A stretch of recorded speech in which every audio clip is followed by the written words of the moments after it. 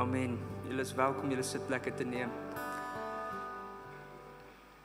So lekker om vanoggend saam met julle hierso te wees en saam met julle te kuier en te sien is die hele families wat vanoggend hierso sit.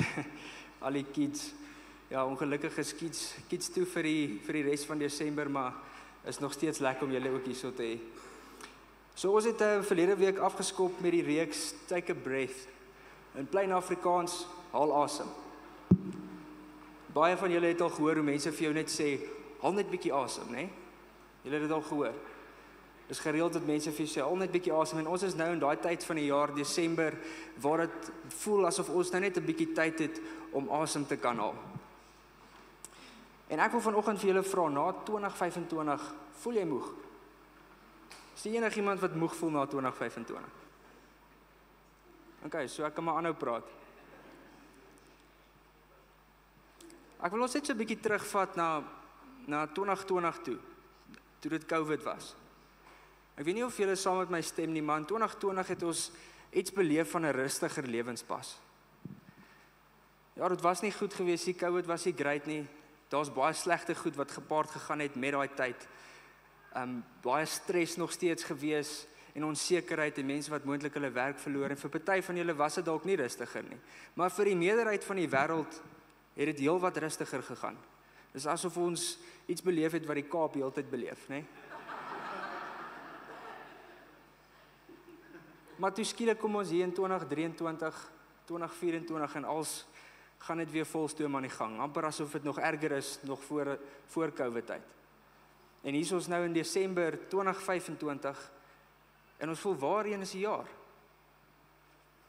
Ek onthou omtrent 'n jaar terug hierdie tyd, toe praat ek met iemand wat vir my gesê het, as 2025 net 'n bietjie rustiger is as 2024, dan is dit 'n goeie jaar. En toe praat ek met daai selfde persoon en hierso teen Maart, April kant, toe sê hulle vir my, dit voel asof die hele 2024 in die eerste kwartaal ingeprop is. Voel julle ook partykeer so? Voel dit vir julle of ook hierdie jaar baie gerush was? Ons baie dinge wat gedoen word en dit voel asof ons nie by alles uitkom nie. Het jy geweet as jy konstant deur die lewe so gaan, gerush en gestres, dan kom jy op 'n plek waar jou immuunstelsel verswak, jy voel die hele tyd siek, jy tel gewig op, en wanneer jy kans kry om te rus, dan crash jy. En daar's sekere goed wat ons in die lewe kan inbou wat ons help. Jy kan aan jou fisiese gesondheid, na jou fisiese gesondheid kyk, jy kan gesond eet, jy kan gereeld oefen, jy kan genoeg slaap in kry, jy kan na al daai goeders gaan, maar as jy nog steeds moeg voel daarna, dan is daar dalk ietsie anders wat fout is. Corneille het ook verlede week so 'n bietjie gesels oor, as ons nie uit rus uit lewe nie, gaan jy Desember gaan en jy gaan rus, maar jy gaan nog steeds moeg voel in Januarie.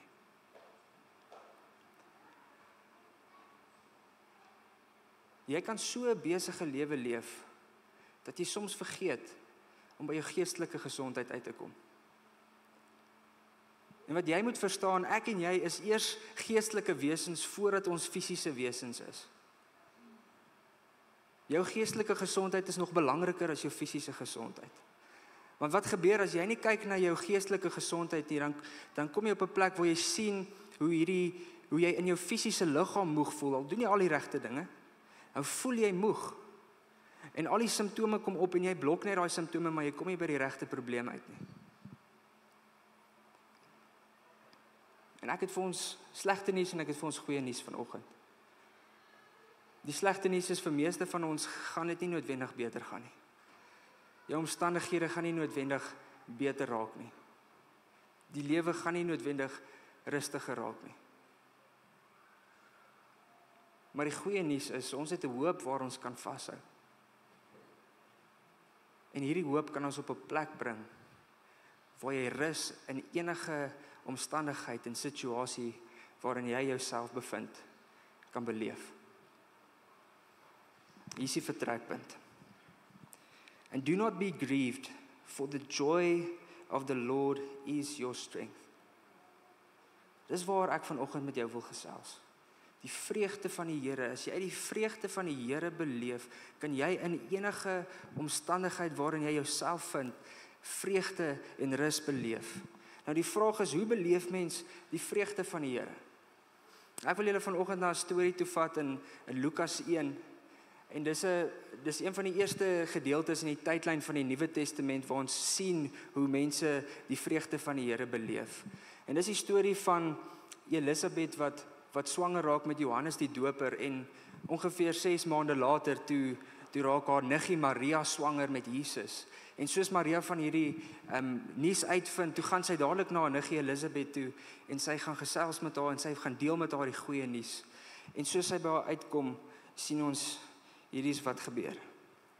And when Elizabeth heard the greeting of Mary, the baby leaped in her womb. And Elizabeth was filled with the Holy Spirit, and she exclaimed with a loud cry, "Blessed are you among women, and blessed is the fruit of your womb. And why is this granted to me that the mother of my Lord should come to me?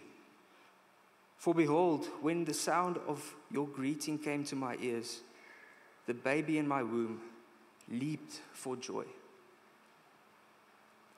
Johannes, 'n ongebore baba, nog 6 maande in sy ma se maag, beleef al klaar die vreugde van hom in die teenwoordigheid van die Here, van Jesus wat nou net 'n week of 2 in sy ma se maag is. Hy beleef die vreugde van hom in sy teenwoordigheid te wees. Hierdie storie is net 'n bewys vir ons, dis 'n getuienis vir ons dat die teenwoordigheid van die Here vir ons vreugde bring. Dit was tot 'n mate 'n fisiese encounter, maar eintlik was dit nie. Dit was Johannes se gees wat bewus geraak het van die teenwoordigheid van die Here. Ek is seker baie van julle kan ook getuig 'n oomblik wat jy bewus is, enige tyd in die dag waar jy net bewus raak van die Here se teenwoordigheid, waar jy werklik bewus is van sy teenwoordigheid, bring 'n blydskap in jou wat jy nie in woorde kan beskryf nie. Is ek reg as ek dit sê? Johan Poggenpoel, hy is die stadsleier van Doxa Deo, Johannesburg, en hy het ook al 'n paar keer hier by ons gepreek. As jy vir hom vra hoe gaan dit, gaan hy vir jou een van 2 dinge sê. As hy jou nie ken nie, gaan hy vir jou sê, dit gaan mos altyd goed. Of hy gaan sê, dit gaan altyd goed. Maar as hy jou ken, gaan hy vir jou sê, jy weet mos, dit gaan mos altyd goed. Nou, baie mense kan by hulle self dink, hy lieg. Dit kan mos moontlik nie altyd met iemand goed gaan nie. Maar weet julle, as Johan sê, dit gaan altyd goed, dan glo ek hom. Want hy's iemand wat met integriteit leef, maar as jy Johan ken, dan sal jy weet, hy is iemand wat so intentioneel die hele lewe saam met die Here aanvat. As jy net vir 'n oomblik sien hoe hy met die Here praat, in sy persoonlike tyd met die Here, of as jy vir hom sien, hierso worship in die oggend, en hy praat met die Here, dan lyk dit asof hy wil huil as gevolg van die liefde wat hy vir die Here het. So wanneer hy sê, dit gaan altyd goed met hom, dan glo ek hom. Want hy weet, al gaan dit nie goed in sy omstandighede, al is sy omstandighede sleg en dit gaan sleg rondom hom, gaan dit nog steeds goed, want hy weet, hy lewe in die genade van die Here. En dit word vir ons in die woord ook bevestig, dat dit regtig moontlik is om in alle omstandighede rus en vreugde te beleef. Kyk bietjie wat skryf Paulus oor die situasies waarin hy homself bevind het, die omstandighede waarin hy was. Hy sê, 5 times I received from the Jews the 40 lashes minus 1. 3 times I was beaten with rods. Once I was pelted with stones. 3 times I was shipwrecked. I spent a night and a day in the open sea. I have been constantly on the move. I've been in danger from rivers, in danger from bandits, in danger from my fellow Jews, in danger from Gentiles, in danger in the city, in danger in the country, in danger at sea, and in danger from false believers. I have labored and toiled and have often gone without sleep. I've known hunger and thirst and have often gone without food. I've been cold and naked. Besides everything else, I faced the daily pressure of my concern for all the churches. Klink dit vir julle maklik? Kan jy vir jouself dink, hoeveel keer het hy dalk gedink, ek gaan dit nie maak nie? Dink dit by jouself, hoe is dit om in die see te dryf en jy sien nie land nie en jy weet nie of jy ooit weer land gaan sien nie. En hy het homself keer op keer in hierdie situasies gekry, maar wat weet ons van Paulus? Paulus skryf oor en oor in sy briewe hoe ons in alle omstandighede moet rejoice. Hoor wat skryf hy hierso, hy sê, we rejoice in our sufferings, knowing that suffering produces endurance. And endurance produces character, and character produces hope. And hope does not put us to shame, because God's love has been poured into our hearts through the Holy Spirit who has been given to us. Dis waar my en jou toegang tot God se vreugde lê. Dis waar my en jou toegang tot sy rus lê. Dis die Heilige Gees wat kom woning maak in ons en ons vul met sy liefde en sy vreugde. 'n Voorbeeld hiervan wat ons sien is in Handelinge 16. Waar Paulus en Silas nou net nadat hulle sat geslaan was en in die tronk gegooi is in Filippi. Wat dink julle doen hulle daar? In daai oomblik. Wat hulle kon doen is, hulle kon vir die Here sê, jy is die koning, ons weet jy is die koning van die heelal, ons weet jy is die heerser van alles, ons weet jy is in staat om alles te kan doen, jy het die krag om enigiets te kan doen, hoekom laat jy hierdie toe? Hulle kon vir hom gevra het, hoekom laat jy hierdie toe? Jy kon hierdie gestop het, jy kon hierdie voorkom het. Maar nee, wat doen hulle? Gevul met die vreugde van die Heilige Gees, begin hulle om te sing. Hulle lig hulle stem en hulle loof die Here. Hulle gee vir hom lof omdat hy goed is. In daai moeilike situasie waarin hulle self vind, begin hulle om die Here te loof. En kort daarna veroorsaak die Here 'n wonderwerk waar 'n aardbewing is en die tronkselle gaan oop. En die tronkwag en sy hele gesin word gered en gedoop daai dag. Ek wonder baie keer, sou die Here dieselfde gedoen het as Paulus hulle eerder die Here gevloek het as om hom te loof. Ek weet nie, maar ek dink nie so nie. Want oor en oor sien ons vanaf die Ou Testament tot die Nuwe Testament, wanneer die Here se mense hom loof, dan gebeur daar wonderwerke. En wat ek vir jou wil sê is, moenie dink die Here kan nie jou slegte omstandighede gebruik om 'n wonderwerk te doen nie. Want hy kan. Ons het dit al gesien en ons het dit beleef. Ek het dit persoonlik al gesien en ek het dit persoonlik al beleef. En ek seker baie van julle het. Ek wil vir julle 'n laaste storie vertel vanoggend. Dit is 'n bietjie meer 'n moderne storie oor 'n man met die naam Horatio Gates Spafford. Hy was 'n suksesvolle prokureur en hy het belê in eiendomme in Chicago. Baie van julle ken dalk ook hierdie storie. Maar is goed om onsself te herinner aan hierdie goed. In 1870 is sy enigste seun op die ouderdom van 4 jaar oorlede weens siekte. 'n jaar later in 1871 het 'n vuur genoemd The Great Chicago Fire amper al sy eiendomme waarin hy belê het afgebrand. In 1873 waar hy saam met sy gesin Europa toe gegaan het, maar omdat hy werk gehad het om te doen, het hy agtergebly en hy het sy vrou en hulle 4 dogters op die eerste skip gestuur sodat hulle so lank kan vakansie hou in Europa. Op 22 November 1873 het die skip gesink en al 4 sy dogters is oorlede.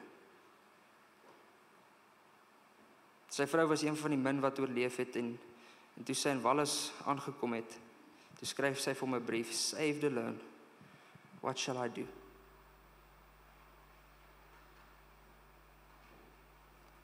Hy gaan toe op die eerste moontlike skip om by sy vrou uit te kom. En op die rit soontoe skryf hy die hymn, It is well with my soul.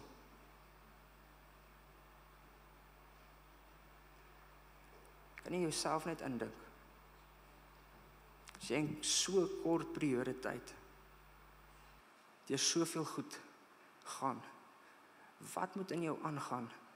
Wat se vreugde moet in jou leef?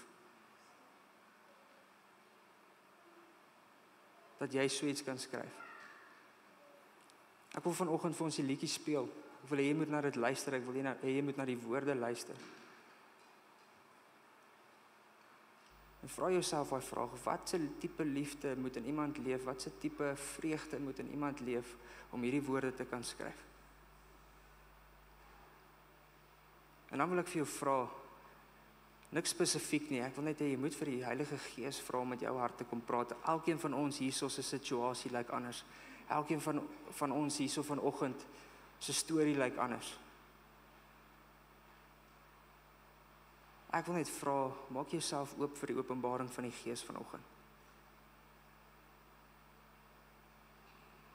Want daai vreugde kan in jou ook leef. Kom ons luister gou saam. When peace like a river attendeth my way, when sorrows like sea billows roll, whatever my lot thou hast taught to say, it is well with my soul. It is well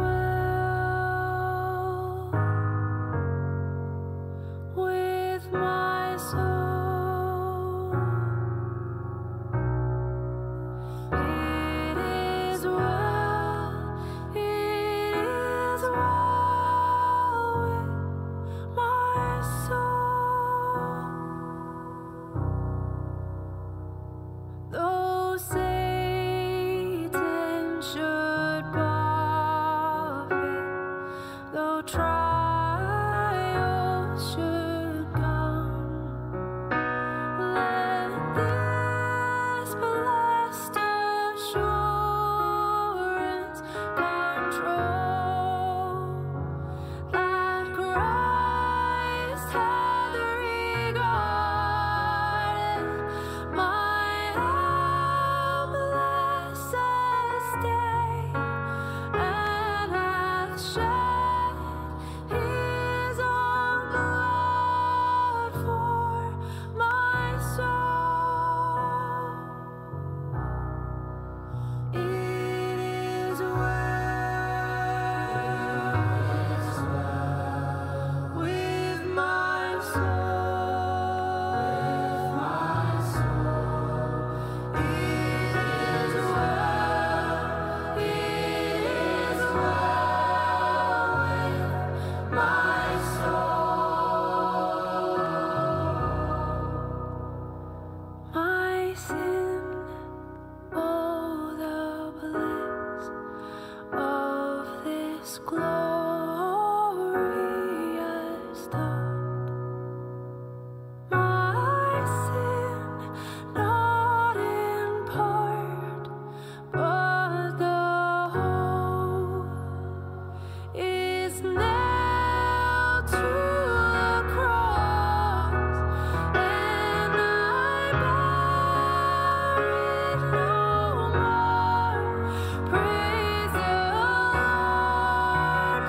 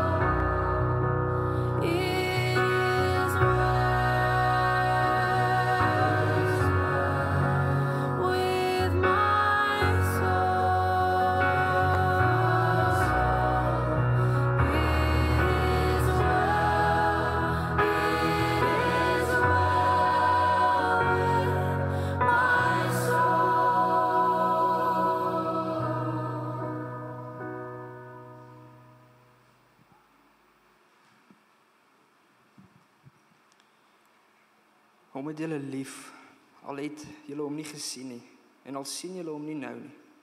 Glo julle in hom, en jubel julle met 'n onuitspreeklike en heerlike blydskap, omdat julle reeds deel het aan die doel van julle geloof, naamlik die verlossing van julle siele. Mag jy regtig vanoggend al die Here se gees en die liefde van sy vreugde, die vreugde van sy liefde, beleef. Mag dit in julle harte leef. Mag dit 'n daaglikse realiteit vir jou wees. Kan ek vir jou bid?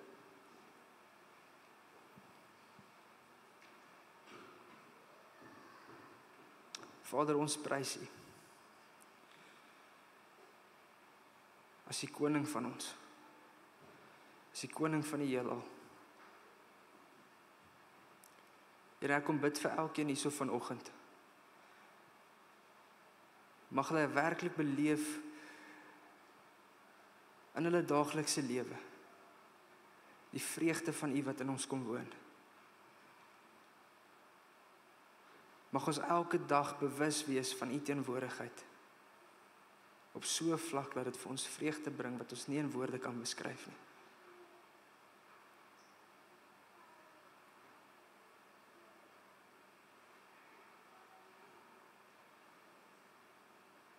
Here, ek kom bid vir elkeen hierso vanoggend wat voel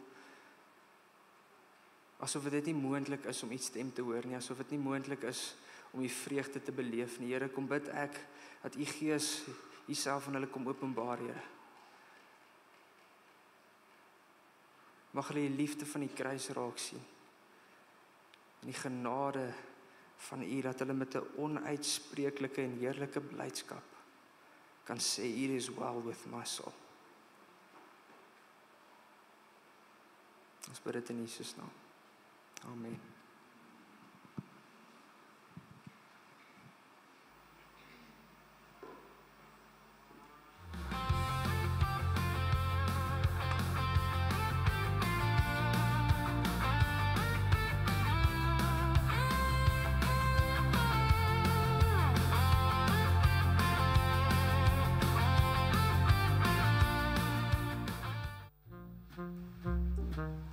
As hy gee vir die persoon langs jou 'n high five en sê dis Desember.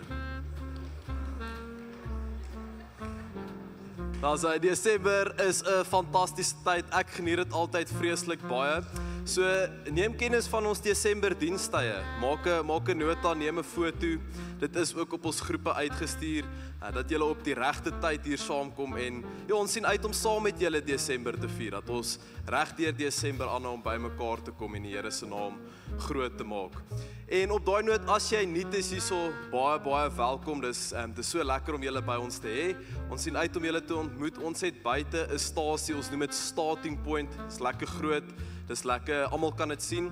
So kom gesels met ons daar as jy ook net inligting wil soek oor wat hier by die kerk aangaan, selfs al as jy al 'n rukkie hierso betrokke is, jy ook welkom om daar met ons te kom gesels.